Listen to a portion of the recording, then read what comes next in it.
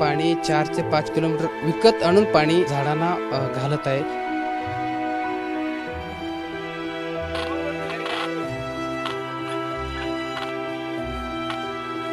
5 महिन्यापासून आम्ही टँकरनं पाणी घालत आहे।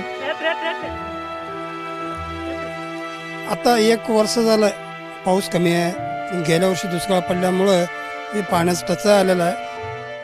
दक्षिण सोलापूर तालुक्यातल्या मंद्रुप गावातील कुंभार भावंडांनी जवळपास 10 वर्षापूर्वी लावलेली ही लिंबूची बाग आहे आणि पाण्याच्या टंचाईमुळे पाण्याच्या अभावामुळे ही झालेली बागेची अवस्था संपूर्ण झाड आता वाळायला सुरुवात झालेली आहे आणि त्यामुळे पाणी टंचाईमुळे आता त्यांच्यासमोर एकच लक्ष्य आहे ते म्हणजे आता झाडं जगवण्याचं। यंदाच्या वर्षात उत्पन्न जरी नाही मिळालं तरी चालेल, केवळ झाड जगावेत त्यासाठी ही धडपड सुरू आहे आणि टँकरद्वारे गेल्या 2 ते 3 महिन्यांपासून पाण्याचा पुरवठा जो आहे तो केला जातो आणि ते शेतकरी जे आहेत या 15 एकर बागायतीमधले लिंबूची बाग जे आहे ते जगवण्याचे प्रयत्न करतात। हे सगळे शेतकरी कुंभार भावंड आपल्या सोबत आहेत।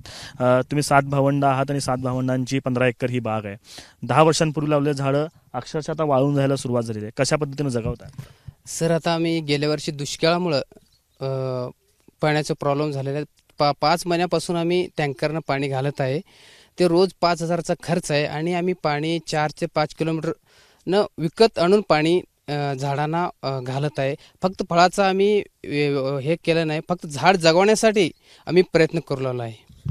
कसं प्रयत्न करावे लागतात, कारण पिण्याच्या पाण्याची अडचण तर आहेच आणि पिण्याच्या पाण्याची अडचण आहे दादा, आणि आता शेतीला जगवणं तेवढं जिकरीचं बनलेलं असावं, कशा पद्धतीने प्रयत्न करताय? कारण शेतकरी हा शेतीवरच अवलंबून आहे, त्यामुळे आम्ही गेल्याच म्हणजे 4 पिढ्यापासून आम्ही ही शेती करत आहोत।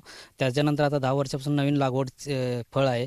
आम्ही फक्त आता एवढंच आहे की पोटात जसं एका बाळाला पोटाचं कसं सांभाळते त्याप्रमाणे आम्ही आता झाडांना सांभाळण्याचा प्रयत्न करतोय आणि जेव्हा आपलं झाड यावर्षी सांभाळतं तर पुढच्या वर्षी तर आपलं फळ देईल या उद्देशाने आपण हे आता सध्या टँकरने पाणी विकत आणून त्याला सांभाळतो आहे।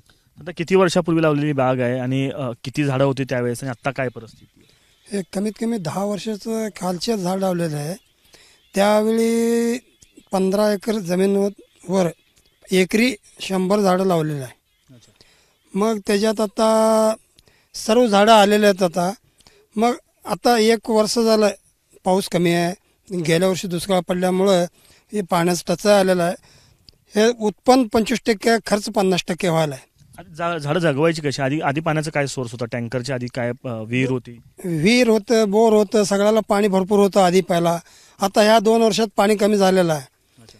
मग आपलं पाणी कमी झाल्यामुळं आता टँकरनं चालू केलेलं आहे। कमीत कमी 5 ते 6 किलोमीटर अंतरावरनं आणायला आहे। ते एक टँकरला 1000 रुपये खर्च आहे, डिझेल सोडून। त्या कुठल्या शेतकऱ्याकडनं आणतो, एक टँकरला 1000 रुपये देऊन आणतोय। मग ते आता खर्च कसा आहे, रोज आता 5,000 खर्च व्हायला 2,500 उत्पन्न आहे। ह्याच्या पुढं आपलं हातबळ सोडलेलं आहे। शासनाला एकच विनंती आहे, आपलं काय तर करून इकडे लक्ष घालून शेतकऱ्यांना काय तर मदत करावं, अन्यथा कर्नाटक प्रवेश करावा लागणार आहे। कर्नाटकमध्ये कुठेही जावा, आता सुद्धा दुष्काळ म्हणतो आपण, कॅनेल तळ सगळं हे पाणी फुल आहेत आता कर्नाटकमध्ये। वीज बिल नाही तिथं माफ आहे। आपलं सरकारनं एवढं मागं गेलेलं आहे, वीज बिल तर घेतेल, मात्र शेतकऱ्याकडे दुर्लक्ष करायला आपलं सरकार। हेच आम्हाला म्हणायचं, जसं आपलं कर्नाटक सरकार लक्ष देऊन शेतकऱ्या पाहतात तसं तुम्ही सुद्धा पाहिलं तर आपलं काय तर चांगलं होईल, नाहीतर आम्ही अन्यथा कर्नाटक प्रवेश करू। खर्चाचा कसा हिशोब करता? कारण रोजचं इतका खर्च म्हणजे शेतकऱ्यांचं उत्पन्नाला सगळ्यांना माहिती आहे, ते उत्पन्न कमी आणि खर्च जास्त असते जेव्हा शेती असते, खर्च भागवत आहे खर्च। कारण कसं आहे माहिती आहे का, आता खर्च तर कुठनं तर आम्ही व्याजानं काढू काहीतरी काढू, पण जगावं लागणार। कारण कसं आहे माहिती आहे का, 10 वर्षापासून आपण झाड लावलं आहे, अगोदर लावलं आहे, ते जर आत्ता जर वाढले जवळजवळ आम्ही 10 ते 15 वर्ष मागं जाईल। म्हणून एका वर्षासाठी आपण जगवण्याचा प्रयत्न करतो। आम्ही कुठल्याही पैसे अरेंज करू आता सध्या, पण झाडाला जगवायचं कसं हे सध्या बघत आहेत। आता फळाचा कुठलाही विचार करत नाही आम्ही। आता जे बी फळं आलेले आहेत ते बी तुम्ही बघताय की असं वाढलेलं फळ आहेत, त्यामुळे त्याला कुठला आता उत्पन्न नाही काय नाही। आता जे बी आहे इकडनं तिकडनं पैसे गोळा करायचं आणि झाडांना वाचवायचं, एवढंच आमचं ध्येय आहे। जरा ते फळं दाखवा सगळ्यांना। आणि आता मला सांगा, जनावर आहेत तुमच्याकडे, ते जनावरांच्या पाण्याचं? जनावर तर आहेच, ते आपलं जनावर आपला जोडधंदा म्हणून शेतकऱ्यांना ओळखता येतो आपल्याला। त्यांना बी आपण जो टँकर आणतो त्यातनंच आपण तिथं टीप वगैरे ठेवलं ते भरून ठेवून त्यातलंच पाणी आपण वापरतोय आणि थोडाफार चरबा वगैरे चारा वगैरे चालला होता त्यातूनच आम्ही जगवतोय। सध्या शेतकऱ्यांची परिस्थिती बिकट आहे, त्यामुळं आम्ही सध्या आपला जो बी आहे ते आपण वाचवण्याचे प्रयत्न करीत आहे आणि उत्पन्नाचा काय आता सध्या विचार करत नाहीये. आम्ही फक्त या वर्षी जर जगवलं तर आम्हाला माहिती आहे की पुढच्या 5 वर्षात आम्हाला हे उत्पन्न कधीही आम्हाला शेतकऱ्यांना फळ काढून देतील. आणि जसं आपण यांनी आमचे बंधू म्हणले त्याप्रमाणे जसं कर्नाटक सरकारांनी आपलं ज्याप्रमाणे शेतकऱ्यांना बघतायत त्याप्रमाणे आपला सरकार कुठलाही असो, बीजेपी असो, काँग्रेस असो, कुठल्याही असो, ते थोडं शेतकऱ्याकडे लक्ष द्यावं. आणि जसं हे नदी जोड प्रकल्प वगैरे आहेत, तलाव जोड जे प्रकल्प आहेत, चांगले म्हणजे इथं 2 तलाव आहेत, त्या दरावांना जर कनेक्ट करता आला पाण्याने, उजनीचं पाणी जे वाहून जातोय त्यावेळी जर कनेक्ट करता आलं, यावेळी आम्ही मोठमोठे शेततळ करून ते साचू शकतो. पिण्याच्या पाण्याचा काय प्रश्न? शेतकरी म्हणजे पिण्याला पाणी लागत असेल घरात पाणी. पिण्याच्या पाण्याचा प्रश्न जे आता तुम्ही बघता की 15 एकर बागायतीमध्ये आम्ही जवळजवळ 70 ते 80 बोरं मारलेले आहेत. त्या बोरामधलं आमचं एक एअर कॉम्प्रेशन जी सिस्टीम आहे त्या सिस्टीममधून थोडं पाणी येतोय. एका एअर कॉम्प्रेशन एका बोरमध्ये आम्ही असं 7-8 बोरमध्ये टाकलो आहे, त्यातलं 100 ते 150 लिटर पाणी निघतोय.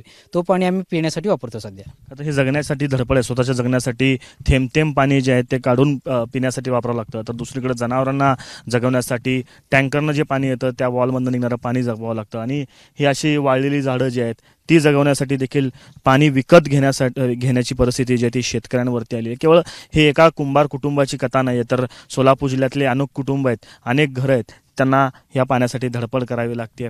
काही दिवसांपूर्वी जी अशी हिरवीगार झाडं होती ती अवघ्या काही दिवसामध्ये अशा पद्धतीनं पाणी नसल्यानं हिरवीगार होत चाललेली आहे. पूर्ण फळांची अवस्था आपण या ठिकाणी जर बघितलं तर लिंबू पूर्णतः वाळलेले आहेत. हे पानांचा अक्षरशः तुरा जो आहे तो या ठिकाणी होताना आपल्याला पाहायला मिळतोय.